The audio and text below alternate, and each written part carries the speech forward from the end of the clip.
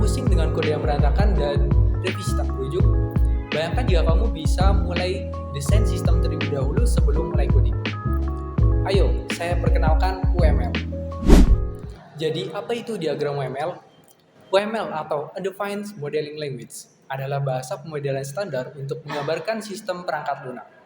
Digunakan untuk mendokumentasikan, merancang, dan memahami sistem yang kompleks. Nah, selanjutnya ada jenis-jenis dari diagram UML itu sendiri, dibagi menjadi dua jenis, yaitu ada struktural diagram atau diagram struktur, dan yang kedua ada behavioral diagrams atau diagram perilaku. Di structural diagrams ada meliputi kelas diagram, yaitu menampilkan kelas, atribut, dan relasinya. Kemudian ada object diagrams, contohnya instansi dari kelas diagrams. Kemudian ada komponen diagrams, yaitu struktur modul dalam sistem. Kemudian ada deployment diagram, struktur fisik deployment system. Lalu di behavior diagrams ada use case diagrams, hubungan antara aktor dan sistem. Kemudian ada sequence diagram, urutan interaksi antar objek. Kemudian ada activity diagram, alur kerja proses dalam sistem. Lalu ada yang terakhir state diagram, transisi keadaan suatu objek. Nah, di sini ada studi kasusnya, yaitu mahasiswa mengalami kesulitan dalam melacak perkembangan akademiknya dan ingin mengetahui bagaimana nilai mata kuliah tertentu mengaruhi IPK-nya. Dengan GPAlytics, ia dapat memasukkan nilai yang melihat perhitungan IPK secara otomatis, mendapatkan prediksi dan rekomendasi untuk meningkatkan prestasinya. Selain itu, admin dapat memastikan keamanan sistem dengan mengelola akun pengguna.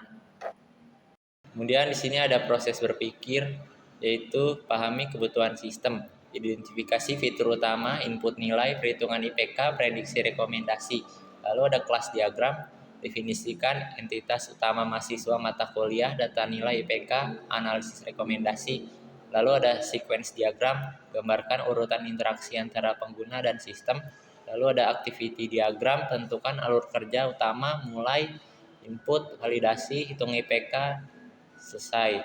Lalu ada state diagram, tentukan perubahan status sistem jika belum login, lalu input data, lalu lihat IPK. Oke, setelah kita merancang proses berpikir untuk membuat diagram UML, selanjutnya adalah proses penerapannya. Di sini ada use list yang mana akan mendeskripsikan berbagai list dari case-case yang ada di studi kasus yang diperlukan sebelumnya. Di sini misalnya contohnya ada di list 1, use case login, deskripsinya adalah mahasiswa dapat masuk ke dalam sistem menggunakan akun yang sudah didaftarkan. Ini aktornya adalah mahasiswa. Nah, selanjutnya di sini ada penerapan kelas diagram. Jadi kelas diagram menunjukkan struktur GPAlytics dengan entitas utama seperti mahasiswa, mata kuliah, data nilai, IPK, analisis, dan rekomendasi. Nah, diagram ini juga menggambarkan atribut dan relasi antar objek.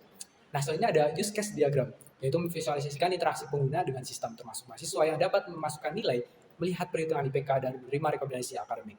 Selanjutnya ada sequence diagram, ini mengilustrasikan urutan langkah-langkah dalam suatu proses GPAlytics. Misalnya saat mahasiswa masukkan nilai, sistem akan memahami input, menyimpannya ke dalam database milik IPK, dan menampilkan hasilnya.